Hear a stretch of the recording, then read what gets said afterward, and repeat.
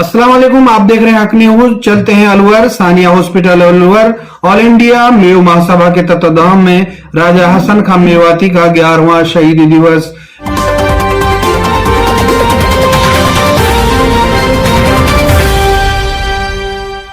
मेवात क्षेत्र के सभी सर्व समाज सम्मान समारोह का आयोजन किया गया, जिसमें कक्षा 10वीं कक्षा 12वीं के खेल क्षेत्र के उत्कृष्ट कार्य करने वाले सभी छात्र छात्राओं एवं समाज सेवियों का सम्मानित किया गया। कार्यक्रम के मुख्य अतिथि ML शर्मा, पूर्व विशेष निदेशक CBI नई दिल्ली। विशेष अतिथि में जफर सुरेशवाला जी, जनाब इमरान खान ऐप गुरु Alwar, Jaswant Sampat Ram, retired IPS, Shaukat Ali, retired colonel Bareilly Uttar Pradesh आदि इस प्रोग्राम की शोभा बढ़ा रहे थे। आपको बता दें कि ऑल इंडिया में महासभा के महासचिव रशीद मेव भोपाली आदि ने इस सभा को संचालित करने में काफी योगदान दिया। उधर डॉक्टर तैयब खान, निदेशक सानिया हॉस्पिटल अलवर ने सभी मेव समाज से आए कई राज्यों के गणमान्य लोगों को प्रशंसी पत्र एवं मोमेंटो देकर उनका सम्मान बढ़ाया। सानिया हॉस्पिटल की ओर से यह 11वां सम्मानित समारोह है। इस मौके पर आए अतिथियों ने क्या कहा, आइए हम आपको सुनाते हैं। आप देख रहे हैं हक न्यूज और इस चैनल को सब्सक्राइब कीजिए, लाइक कीजिए, इस वीडियो को ज्यादा से ज्यादा शेयर कीजिए। बहुत बहुत शुक्रिया, धन्यवाद।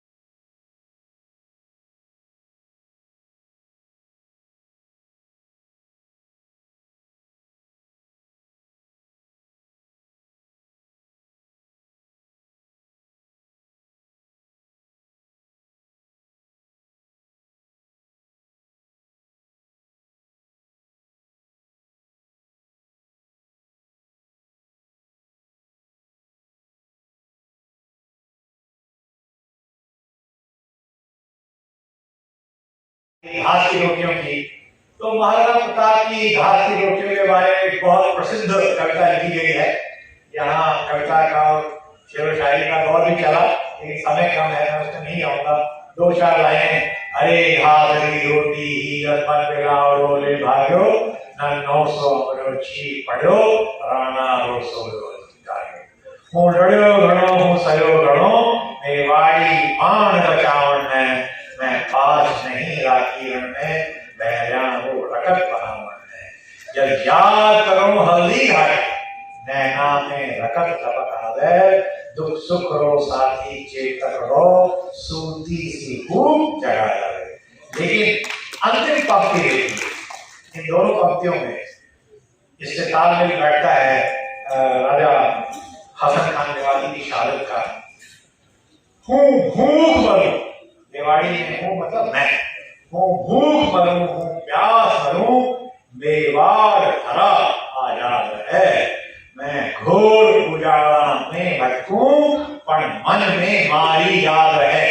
तो ये दो शहीद हुए, एक तरफ महाराणा प्रताप जिनके सभागार में हम ये शहीद दिवस शहीद राजा हसन खान मेवाड़ी का मना रहे हैं। तो ये एक सहयोग की बात।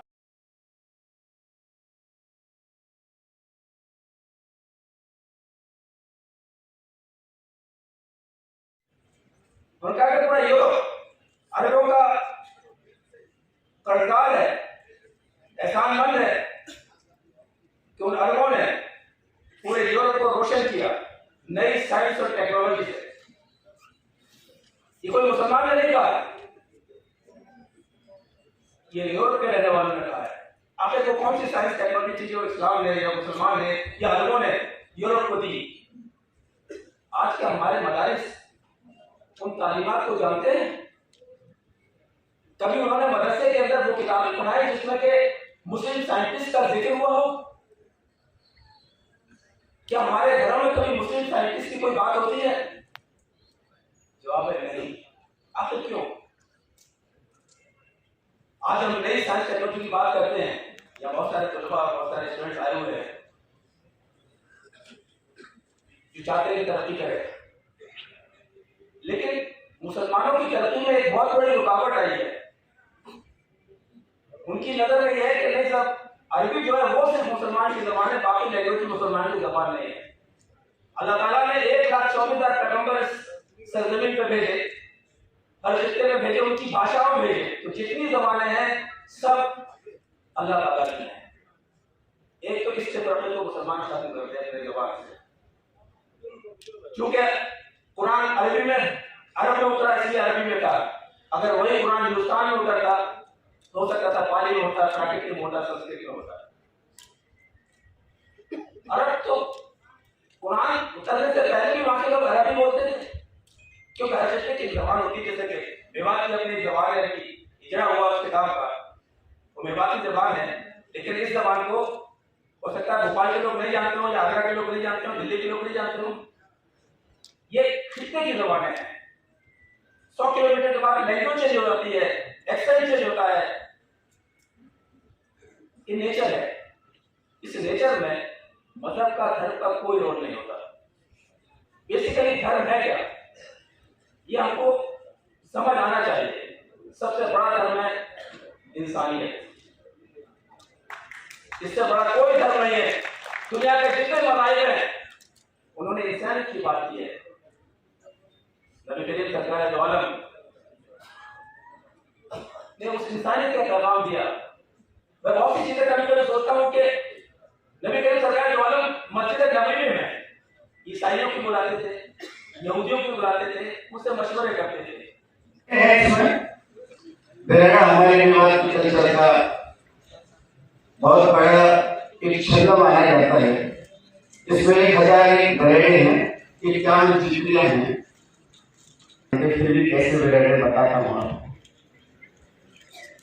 कि पोथी का पन्ना ना पलट और पंडित आखर बाँच, अरे बता प्यार की छान पे और पीरा मेरा कसने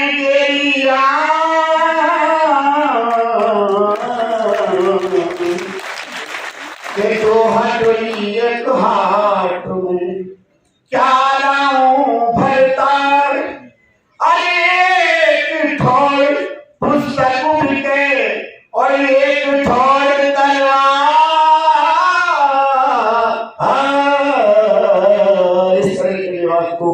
देने वाले कुछ सोए हैं। एक डॉक्टर साहब का आदेश है। मैं मेवात हूँ, शायद आप जानते होंगे, कई रूपों में पहचानते होंगे। वही मेवात जहाँ के राजा हसन खां मेवाती बाबर से जंग लड़े थे, राणा सांगा के साथ खड़े थे। मेरे आंचल में हिंदू मुसलमान सिख सब रहते हैं, मेव ज्यादा है इसलिए मुझे मेवात। मेरे आंचल में हिंदू मुसलमान सिख सब रहते हैं, मेव ज्यादा है इसलिए मुझे मेवात कहते हैं। आपने मेव कौम का नाम सुना होगा जरूर, यह एक कारणों से मशहूर। कोई कहता है इनको जबरदस्ती मुसलमान बनाया है, कोई कहता है इनको जबरदस्ती मुसलमान बनाया है, तो कोई कहता है ये खुद ईमान लाया है, तो कोई कहता है ये खुद ईमान लाया है। यह भी मानते हैं स्वयं को यदुवंशी, रजवंशी और चौहान। सफेद फेंटा, तहमत, मूछ और हाथ में लाठी, इनकी हुआ करती थी पहचान। और मेल के तो क्या कहें, और मेल के तो क्या कहने। पाँव में चांदी के कड़े, गले में सोने की हंसली, गुली बंद और खूबसूरत गहने। मेल इसलिए भी चर्चा में आए क्योंकि तबलीगी बन इस्लाम के प्रचार के लिए इन्होंने पूरी दुनिया में चर्चा की। इसलिए भी चर्चा में आए क्योंकि तबलीगी बन इस्लाम के प्रचार के लिए इन्होंने पूरी दुनिया के चक्कर लगाए। आपको पता है इनके डर से बंद हो जाते थे दिल्ली के दरवाजे। आपको पता है इनके डर से बंद हो जाते थे दिल्ली के दरवाजे। अजी साहब कुछ दिन पहले तक मनाते थे दिवाली, बजाते थे होली पर नगाड़े और बाजे। इनसे अंग्रेज भी हारा था, इन्होंने अंग्रेजों को हल में जोता था और कोड़ों से मारा था। इनसे अंग्रेज भी हारा था, इन्होंने हल में जोता था, कोड़ों से मारा था।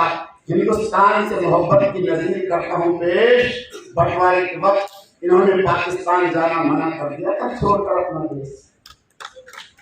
हिंदुस्तान से मोहब्बत की नजर करता हूँ पेश। बंटवारे के वक्त इन्होंने पाकिस्तान जाना मना कर दिया था, छोड़कर अपना देश। सीधे भी बहुत हैं लोग, कहते हैं ना मेवा, कभी तो आपने देखी होगी इनकी मेहमान नवाजी और सेवा। लोग कहते हैं इनको मेवा, कभी आपने जरूर देखी होगी इनकी मेहमान नवाजी और सेवा। आजकल इनमें से कुछ ठग हो गए हैं जो मेरे दामन पर दाग लगा रहे हैं। आजकल इनमें से कुछ ठग हो गए हैं जो मेरे दामन पर दाग लगा रहे हैं। लेकिन ये कहने वाले हैं ना, मेरी अच्छाइयों पर पर्दा डालकर केवल मेरी बुराइयां दिखा रहे हैं, अच्छाइयों पर पर्दा डालकर केवल बुराइयां दिखा रहे हैं। जय हिंद और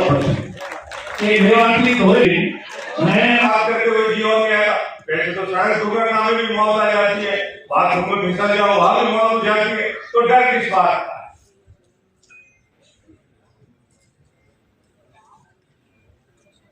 लगोगे जब भी आलोचना का दौर जरूर शुरू होगा। जिस दिन आलोचना शुरू होने लगता है उससे भी नहीं डरना है, मान के चलो सही रास्ते पे हो, कामयाब हो रहे।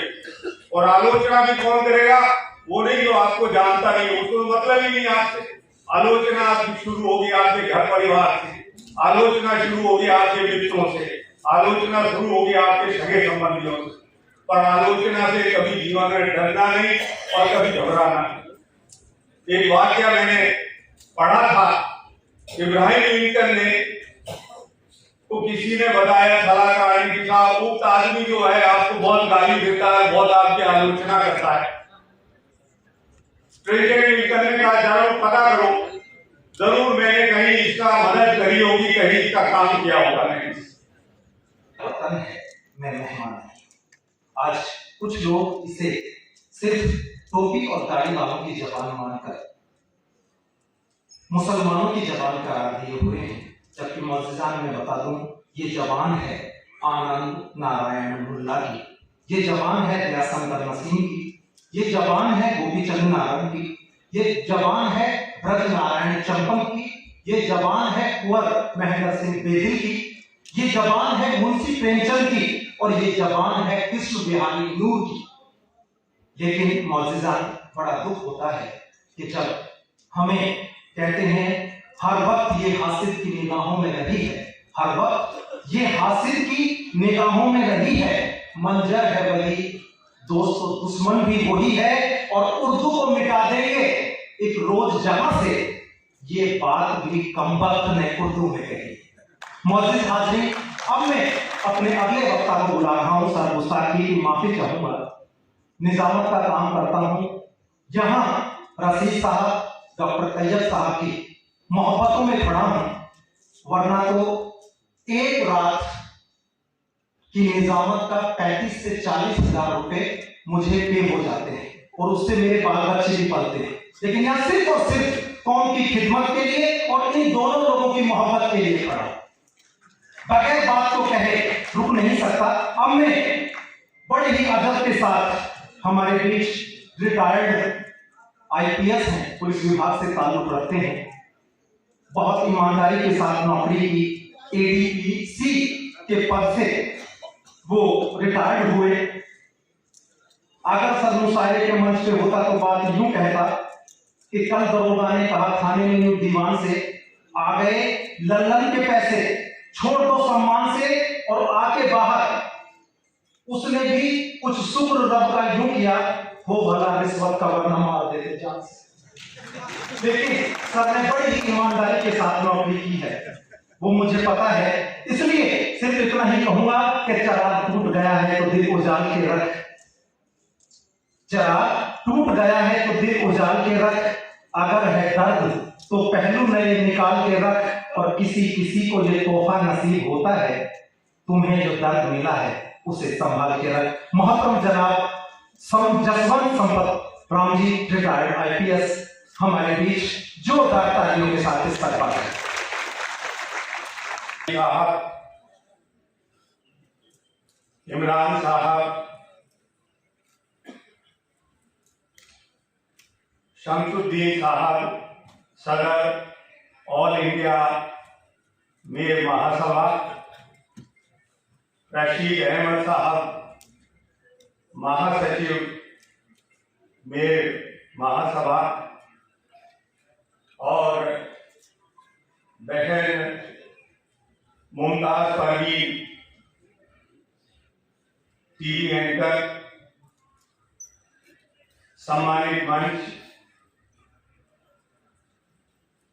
इस सभा में अलवर से, राजस्थान से, मेवात के क्षेत्र से और पड़ोसी राज्यों से शरीक हुए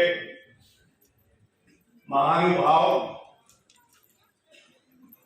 बहुत वकील साहब हैं, प्रोफेसर हैं, डॉक्टर हैं और बहुत अलग अलग किस्म के व्यवसाय में बड़ा नाम कमाया है, तो मेरे सामने आप सब बैठे हैं, हमारी बहनें हैं। आज के इस समारोह में जो हमारी जवान प्रतिभाएं हैं, जिनको आज पारितोषित किया जाना है, आप सभी को मैं इस अवसर पर भाग्यशाली मानता हूं कि हमें आज इस अवसर पर आमंत्रित किया गया और हमें एक दूसरे से रूबरू होने का ये अवसर मिला है, अपने विचार रखने का मौका मिला है और एक गंभीर किस्म की चर्चा के माध्यम से जो समाज की स्थिति है उस पे हम अपनी मन की बात कह सकते हैं। मैं एक बार फिर ऑल इंडिया में महासभा का बहुत आभारी हूं और सानिया हॉस्पिटल के डॉक्टर तैयब साहब का बहुत आभारी हूं, जिन्होंने ये आयोजन आज तैयार किया है। दैनिक जीवन में हम सभी लोग इस तरह के अलग अलग किस्म के आयोजनों में जाते हैं और आज का ये जो आयोजन है इसको मैं बहुत विशिष्ट मानता हूं। इसके अलग मायने हैं, इसके अलग संदेश हैं, इसकी अलग उपलब्धि रहेगी और कम से कम लंबे समय तक मेरी स्मृति में यह आयोजन बना रहेगा। ये पहली बार नहीं है कि मैं एक सभा के आयोजन में शरीक हुआ हूं। लगभग 8 से 10 साल पहले 2013-14 में भी मुझे इसी तरह के समारोह में आयोजन में आने का मौका मिला था और आज पुनः मैं यहाँ उपस्थित हुआ हूँ। किसी की बातें बताऊं क्या, बस इतना जान लो इस शख्स की तहसील है। मातम जनाब उन्होंने मुझसे कहा कि राशि साहब निर्वाचन के लिए गांधी है, ये स्टॉल है, इसको चलने के लिए ऑक्सीजन चाहिए। ऑक्सीजन नहीं है तो बॉडी नहीं चलती। वो डॉक्टर के जैसा। तो हमारी ताकत, इस देश की ताकत इंक्लूसिविटी है, एकता और समानता समग्रता हमारी ताकत है। एक्सक्लूसिविटी हमारी नहीं है, तो हमें वो परसू भी नहीं करना है। अगर हम विवाद आपको शायद मालूम ही होगा कि उन्होंने जामा मस्जिद की मीनारों से तकरीर की और वो भी उस गाय के एकता और मुद्दई होने की अहमियत को जानते थे। उन्होंने कहा था कि अगर आसमानों से कोई फरिश्ता उतर कर आज मुझसे ये कह दे कि 2 चीजों में से आपको एक मिले, या तो एकता और इत्तेहाद मिले या आजादी मिले, तो आप क्या लेना पसंद करोगे? तो अब्दुल कलाम आजाद साहब ने कहा कि मुझे एकता और इत्तेहाद दीजिए, हिंदू मुस्लिम सिख तमाम भाइयों के इत्तेहाद में नमाज दीजिए, आजादी तो मैं खुद दे दूंगा। लेकिन वो तमाम नादान लोग इस बात की अहमियत समझ नहीं रहे। वो तमाम नादान लोग इतिहास को बदलने पर तुले हुए हैं, क्योंकि जो इतिहास किताबों में दर्ज है वो इतिहास उनके सीनों को कटोरता है, वो उनके रातों को सोने नहीं देता। वो इतिहास उन्हें ये बताता है कि जिन्हें तुम पागल की औलाद कहते हो, उनके पुरखों ने इस मुल्क के लिए कितनी अजीम कुर्बानियां दी हैं। तो सुन लो नादानो, इतिहास को बदला नहीं जाता, इतिहास को लिखा जाता। वो इतिहास जो हमारे दिलों पर लिखा जा चुका है, तुम्हारी इतनी औकात नहीं, तुम इतिहास को बदल दो।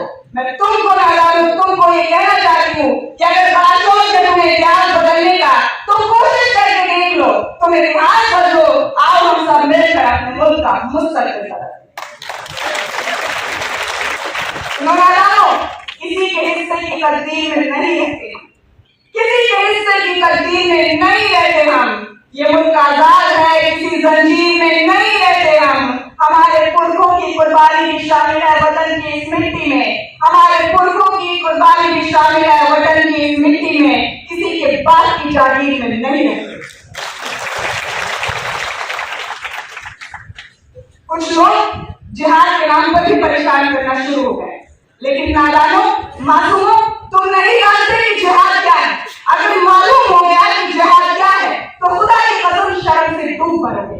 जब माँ अपने बच्चे को दूध पिलाती है तो वो जिहाद होता है। जब कोई किसी भूखे का पेट भरता है तो वो जिहाद होता है। जब ब्रिगेडियर उस्मान ने नौशेरा में मुल्क की लाश बचाई थी पाकिस्तानियों से, तो वो जिहाद होता है।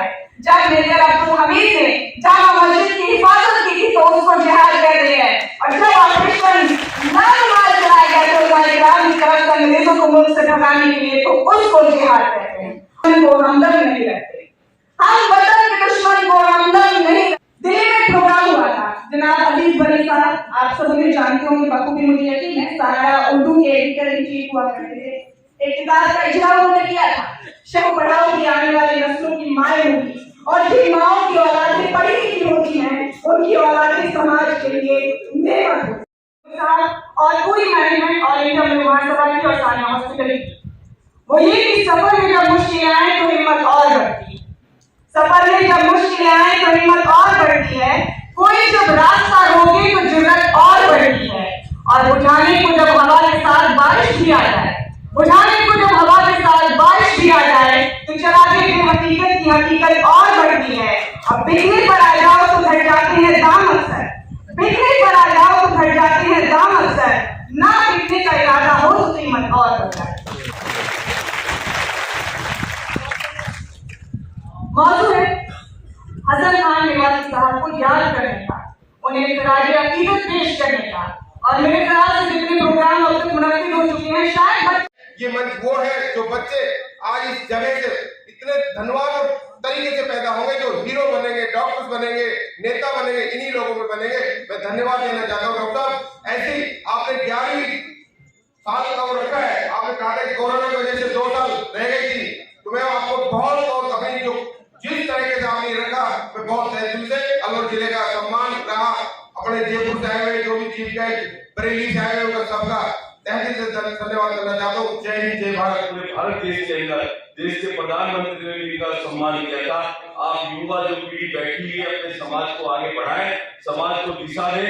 हम लोग भी आपके साथ आगे चलेंगे। देश बढ़ना चाहिए, देश सुरक्षित रहना चाहिए। जय हिंद, जय भारत। यहाँ आए हुए हैं और हरियाणा मेवात से जो लोग आए हुए हैं, मैं अपनी तरफ से भी दिल्ली प्रदेश अध्यक्ष होने के नाते आप लोगों का सबका तहे दिल से स्वागत करता हूँ। और जितने भी बच्चे जिनको आज यहाँ सम्मानित किया जाएगा, उनके जितने भी यहाँ परिवार के लोग जो लोग यहाँ आए हुए हैं, मैं उनका भी स्वागत करता हूँ। और मैं शुक्रिया अदा करता हूँ तैयब हुसैन साहब का। और तैयब हुसैन साहब से हमारी पीछे कितनी बार 1-2 मुलाकातें हुई, तो तैयब हुसैन साहब जो एक डॉक्टर हैं और जो इनका जो एक डॉक्टरी जिस तरह की लाइन होती है और जिसको ये ईमानदारी के साथ, जो बहुत कम देखी जाती है, ईमानदारी के साथ किसी काम को करना, और ये जो इनका जो नेचर है और जिस तरीके से ये लोगों को सलाह देते हैं, वो बहुत कम डॉक्टरों में देखी जाती है। तो मैं डॉक्टर साहब का तहे दिल से शुक्रिया अदा करता हूँ, वो समाज की इतनी सेवा कर रहे हैं, क्योंकि लोगों ने अक्सर इस पेशे को प्रोफेशनल बनाया है, लेकिन डॉक्टर साहब ने दिल की भावना और जज्बात के साथ लोगों को सेवा दी है। अलवर में आज जो ये प्रोग्राम हो रहा है, शहीद राजा हसन खां मेवाती का, ये पूरा जो राजस्थान है, ये उनकी धरती है। हमारे यहाँ चीफ गेस्ट साहब, हमारे जो राष्ट्रीय आर्य महासभा के राष्ट्रीय अध्यक्ष शमसुद्दीन साहब है, यहाँ पे आए हुए हैं। तो मैं आप सभी का अपने आर्य महासभा की तरफ से भी आप लोगों का स्वागत करता हूँ। तो मैं ज्यादा वक्त नहीं लूंगा, मैं इतना ही कहूंगा कि जहाँ हम शिक्षा की बात करते हैं, अभी कई सारे सवाल जो उठे थे कि हमारे जो मेवात की हम बात करते हैं, तो अक्सर हम मेवात को मुस्लिम कम्युनिटी से जोड़ देते हैं, जो एक बहुत छोटी बात है। मेवात में रहने वाला हर आदमी मेवाती है, चाहे वो हिंदू हो, सिख हो, मुस्लिम हो या ईसाई हो, दलित समाज हो। जब भी वो मेवात की धरती से दूर कहीं जाता है तो उसको मेवाती के नाम से कहा जाता है। तो हम लोग इसको किसी जाति विशेष से ना बांधे। मेवात की धरती चाहे वो राजस्थान की हो, चाहे उत्तर प्रदेश की हो, चाहे हरियाणा की हो, उसमें रहने वाला हर आदमी, हर धर्म जाति का वो मेवाती है। तो मैं आप लोगों का सबका धन्यवाद करता हूँ। आप लोग इस प्रोग्राम में दूर दूर से चलकर आए, और मैं बहुत बहुत शुक्रिया अदा करता हूँ रशीद साहब का। कभी सलीम साहब ने इनको कहा कि 32 साल 35 साल इनको पूरे भारतवर्ष में जगह जगह इन्होंने जो जहाँ हमारे जो बसे हुए हैं उनसे मिलकर एक दूसरे से संपर्क साधने की कोशिश की। मैंने कई सारे प्रोग्राम भोपाल में, कई सारे प्रोग्राम जो है इन लोगों के अटेंड किए हैं। तो ये वाकई, मैं अगर पूरे भारतवर्ष की बात करूं तो रशीद साहब ने जो काम किया है, मुझे नहीं लगता कि किसी भी हमारे बिरादरी के आदमी ने इस तरह का कोई काम किया है कि हम भारत के सारे निवासियों को जोड़ने का काम करें। तो मैं रशीद साहब से यही कहूंगा कि हम आने वाले वक्त में बगल में लगवाऊंगा। ऐसी मेरी सोच है कि जो अगर ये मेरे बिरादरी के लिए होते हैं, किसी हिंदू धर्म की किसी और जाति बिरादरी के होते, तो आज इनकी मूर्ति किसी न किसी जगह लगी होती, क्योंकि इन्होंने इतना बड़ा काम किया है जो कोई भी आदमी, कहना बहुत आसान है, 32 साल अपनी ये शिक्षित ग्रेजुएट आदमी है उस जमाने के, अब मुल्क की खातिर यही अरमान जिंदा है। मातरम जनाब असलम गोरवाल जोरदार तालियों से स्वागत करें और सर वक्त की नजाकत के अध्यापक जो मुंशी है उसको व्यक्त कर रहा है, वो छोटी मेरी कविता है, वो मैं आपको सुना रहा हूँ। कविता के नाम है कक्का को आंख यालू कैसो पढ़ायो है, वाली मुंशी तूने छोरो चुलबुलो बनायो है। कक्का को आंख यालू कैसो पढ़ायो है, वाली मुंशी तूने छोरो चुलबुलो बनायो है। मेरी को खावे ना रोटी लगान से खावे है, दूध छाछ खावे ना रोज चाय बनवावे है, वाली मुंशी तेने छोरो चुलबुलो बनायो है। कक्का को आंख यालू कैसो सिखायो है, वाली मुंशी तेने छोरो चुलबुलो बनायो है। सलीका पूछनो बैठनो हॉस्पिटल की वजह हो रहा है, बड़ी मेहरबानी है। काम भी तो बढ़ाएंगे। बड़ा काम है नहीं लोग बोलेंगे तो वो बुलाइए भाई औरंगाबाद चलो क्या कहेंगे वो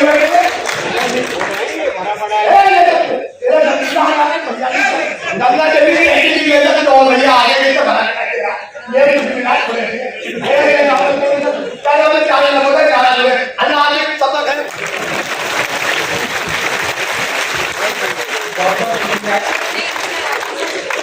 सलीम साहब दुहाई देता रहे दुहाई देता रहे जो दुहाई देता है बादशाहों को जो ऊंचा सुनाई देता है और हम इसलिए भी तुम्हें बोलने से रोकते हैं खामोश रह के तू ज्यादा सुनाई देता है।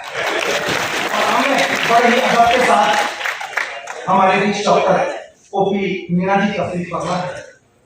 डॉक्टर ओपी मीना जी तशरीफ लाए और सर फहरिस्त बहुत तवील है, दूर दराज के इलाकों से हिंदुस्तान के कोने कोनों से बहुत सारे लोग आए हैं।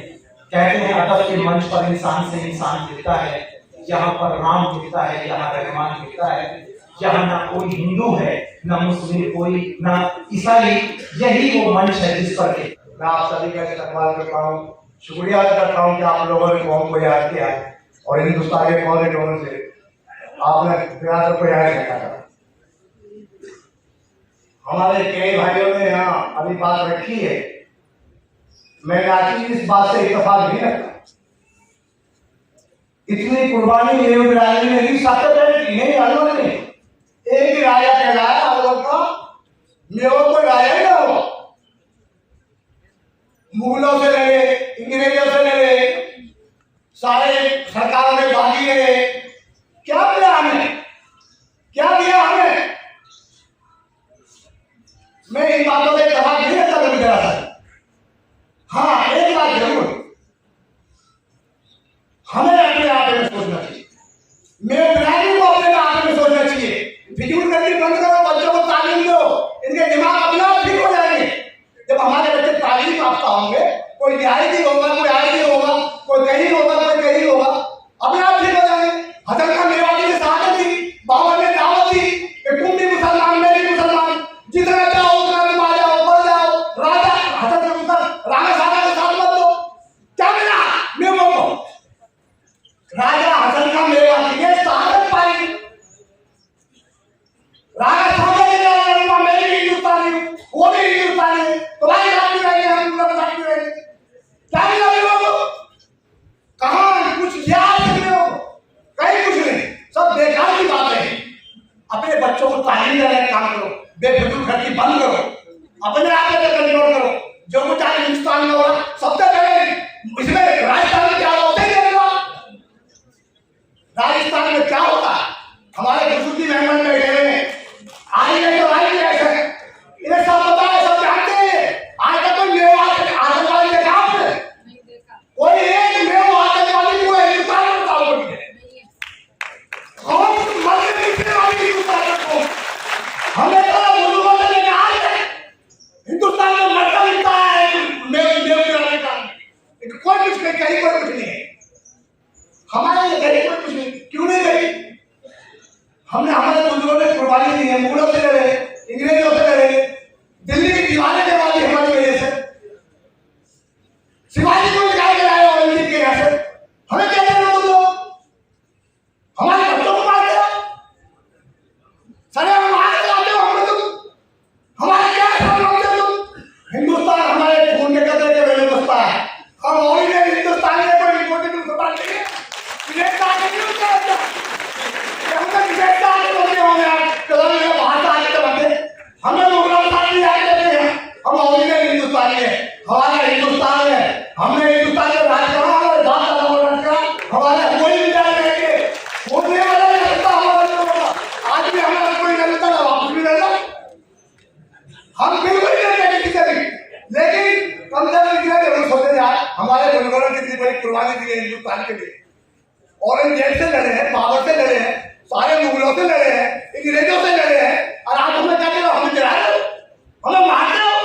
सिर्फ बात नहीं मुसलमान हमें रिपोर्टिंग थोड़ा खून तो वही हमारा।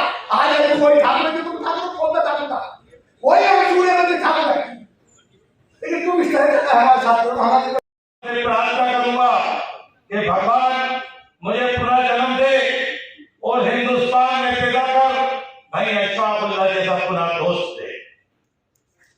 इस्हाकुल्लाह ने कहा कि जब अल्लाह ताला की बारगाह में खड़ा होऊंगा तो अल्लाह ताला से गुजारिश करूंगा कि अल्लाह मुझे फिर से हिंदुस्तान में भेज और राम पर दुश्मन के साथ दोस्त अता फरमा। ये हमारा हिंदुस्तान ने ऐसी ऐसी मिसालें दी हैं। दोस्तों, आज हम देख रहे हैं कि मुस्लिम समाज के कई ठेकेदार राजनीतिक रोटियों के कारण कौम के ठेकेदार बनकर ऐसी ताकतों को और ताकतें अता फरमा रहे हैं। उनके जो बयान आते हैं, उनके जो भाषण आते हैं, तो वो भी कहीं ना कहीं देश को बांटने का काम करते हैं। भाई दूसरे दर्जे के लोग भी इसमें आग में घी डालने का काम करते हैं। आपने देखा होगा टीवी के ऊपर बैठ जाएंगे 5-5 हजार रुपए वाले हैंगरों के साथ, कोई मुसलमानों का ठेकेदार, कोई हिंदुओं का ठेकेदार, जिन्हें इस्लाम के बारे में कुछ नहीं मालूम, जिन्हें हिंदू धर्म के बारे में कुछ नहीं मालूम, और पूरे देश का माहौल खराब करने में अपना बेहतरीन रोल अदा करते हैं। तो मैं तो इस मौके में सबसे पहले ये गुजारिश करूंगा कि टीवी देखने छोड़ो। इस बुराई से बचना तो इसका एक ही चारा है कि खबरें सुनने बंद कर दो। मेहमानों को बहुत इकट्ठा करा है, लेकिन आप क्वालिटी के मेहमानों को आज बुलाया है, इसके लिए बहुत बहुत शुक्रिया। इस तरीके से आपने एक कौम को संदेश देने की कोशिश की है, वो काबिल तारीफ है। और सारी इस महफिल की जो जोड़ने का काम रशीद साहब ने किया है, वो काबिल तारीफ है, जिनकी वजह से सारे हिंदुस्तान के लोग यहाँ जमा हुए हैं। और आज देखने के लिए हमारे कैप्टन साहब भी है, शर्मा जी भी है। आवाज लगी तो इंशाअल्लाह हम उम्मीद कर सकते हैं हिंदुस्तान के 102 जिलों में बिखरे हुए मेव और 10 स्टेटों में 9 स्टेट है, 9 स्टेटों में 62 विधानसभा 10 लोकसभाओं को डिसीजन करने वाली 2 करोड़ 35 लाख कौम का नेतृत्व करता ऑल इंडिया मेव महासभा। और सब लोगों ने मुझे आश्वासन ही नहीं दिया, सबूत दिया है बार बार। मेरे वो साथी बैठे हैं इस सभा में, ऐसा तो मिला जो हमारी सोच का है, जो हमारी बात करता है, जो इस तरीके से सोचता है। तो डॉक्टर तैयब हुसैन जी ने बहुत बड़ा एक मैसेज देने का काम किया है। मैं कहूँ हम हर जगह इस तरीके से मैसेज देने का प्रोग्राम करेंगे। गैर राजनीतिक संगठन है जो स्वघोषित है, हम लोग इकट्ठे होते हैं, अपने आपस में शेयर करते हैं और फिर प्रोग्राम को आगे बढ़ाते हैं। ना कोई चंदा करता है 30 साल से, ना कोई डरता है भैया। कोई चैनल कोई माइकलाल पूरे हिंदुस्तान में कहने का, ये मैं माइक से कह रहा हूँ। और किसी के माइक का कोई चाहिए, कोई आरोप लगाता हो, मैंने किसी से मोबाइल में भी कहा था, लोग कहते हैं कि आप स्टेज से क्यों कह रहे हो। मैं स्टेज से इसलिए कहता हूँ, अब लोगों के अंदर गुमराही बहुत है, लोग यकीन करते हैं। देखो, जब तक सच को या झूठ को तुम आगे बढ़ाओगे, जब तक झूठ नहीं रुकेगा। उनसे कहो, अगर रशीद मेव के पास तुम्हारा कुछ है, आज ये मेव महासभा से मांगते हो तो मुझे बताओ, मैं अभी फोन करता हूँ, ठीक है। हमारे पास एक घर ऐसा हो जिसमें हमारा गरीब, हमारा अमीर, हमारा पढ़ा लिखा, हमारा बिजनेसमैन, सबका समावेश हो। और रही भाईचारे की बात, हिंदू मुस्लिम भाईचारे की बात, दोस्तों कहने सुनने की बात नहीं है। मेव कौम से बड़ा कोई भाईचारा किसी ने नहीं निभाया और ना निभा सकती। दूसरा मैं एक और मैसेज देना चाहता हूँ। आज जिस हसन खान जी की बात कर रहे हैं, हम जिस मेव कौम की बात कर रहे हैं, हम सोपरपाल सांगरपाल के वंशज हैं। इनसे कह दो सारे भारत वालों से, मेवातियों को मत छेड़ो, हम तो खून है, खून में फर्क नहीं होता, इनको ज्यादा परेशान मत करो। कोई अगर हिंदू कोई यूं कहता है चैलेंज देके कि कल्याण और मोक्ष की प्राप्ति मुसलमान का हनन और शोषण करने से होगी, हरगिज नहीं। ऐसा कहीं नहीं लिखा कोई राक्षस दैत्य निशाचर किसी चीज को घोषित कर दे। किसी धर्म ने आस्था पे पाबंदी नहीं लगाई। धर्म कोई बुरा नहीं है, जैसा किसी का आस्था है। मैं कह रहा हूं, जहां इन सारी बातों के बीच में दोस्तों मैं एक बात कहना चाहता हूं ऐलान के साथ, सभी धर्म के लोग यहां मौजूद हैं। कमी हमारे अंदर ज्यादा है, हम अपनी सफाई करें, अपने आप को सुधारने की कोशिश करें, इंशाअल्लाह कोई टच नहीं करेगा। 30 साल के सफर में किसी ने मुझे यूं नहीं कहा भारत में तू कहां बैठा है, कहां चल रहा है, क्या कर रहा है। तो क्या इस बात को मानते हैं कि हमारी अपने अंदर कमी है, हमें झांकना पड़ेगा अपने अंदर? आज उसका रुख बदल रहा है। ना खुदाए रुख फेर दे, ना खुदाए रुख फेर दे, शायर नहीं लाशों के ढेर हैं इधर। शायर ने कहा है जिधर की रुख हो रहा है समाजों का, इधर तो जा रहे हैं, उधर किनारा नहीं है। बहुत बड़ी परेशानियां। समाज दोषी नहीं है, समाज लोग कहते हैं मानता नहीं बेवकूफ, मैं कहता हूं ज्यादा मानता है। ये बेवकूफ ज्यादा मानकर गुमराह हुई है। रहबरे मंजिल से कोई बड़ी भूल हुई है, वरना का हमारे चाहे दीन के रहबर हो, चाहे दुनिया के रहबर हो, चाहे जिस सेक्टर के रहबर हो, सबने अपने निहित स्वार्थों को हासिल करके और समाज को लात मार के छोड़ा है। सारे अपने आप को कोहनी मार के थोड़े से आगे निकल के थोड़ा सा काम किया और अपने आप को थोपने की कोशिश करते हैं। कभी दर्द से एक चीज से एक किसी को रास्ता नहीं, समाज के नाम का रास्ता रोड पार नहीं कराया। हम झांके हमने क्या किया है, हम क्या कर रहे हैं, क्या करने जा रहे हैं। दोस्तों मैं इसको शॉर्ट करते हुए यही कहूंगा, बातें बहुत सारी हैं, मेरे तो याद भी नहीं रहती। आ जाओ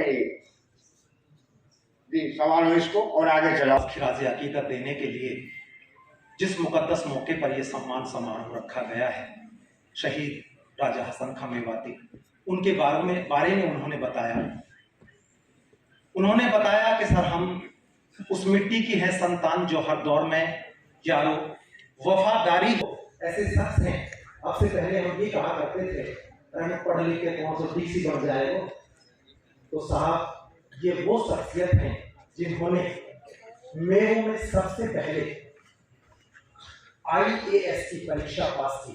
रोल मोनिया ने देखी है, नुमाया होके रहती है मेरे मेवात की मिट्टी। सर आप दाई पर आ जाएं और मैं अगले वक्ता के लिए जनाब अजहर हयात साहब मंदसौर से, मध्य प्रदेश से हमारे बीच तशरीफ फरमा हुए हैं। सर आप आए और 2 मिनट में आप अपने ख्यालात का इजहार करें। मोहतरम जनाब